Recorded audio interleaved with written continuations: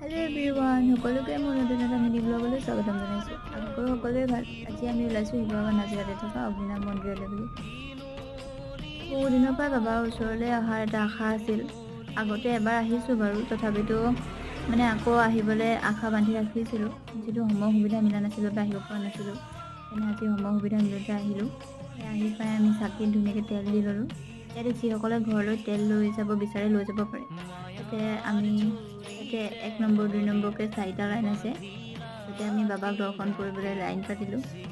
বহুত দেৰি অপেক্ষা অন্তত আমি ফাইনেলি মানে বাবাক দৰ্শন কৰিবলৈ পালোঁ আৰু। তাত বহুত মানুহ আছিলে, সেইবাবে সেৱা কৰিব যোৱা জেগাত তাত ফটো মাৰিব পাৰি, তথাপিতো মানে মৰা নহ'ল আৰু ইমান মানুহে যিহেতু ৰখি আছে সেৱা কৰিবলৈ। তাতে ফটো দুকপিমান তুলি ৰাখিছিলোঁ, সেইকাৰণে ভিডিঅ'টোতে এড কৰি দিলোঁ।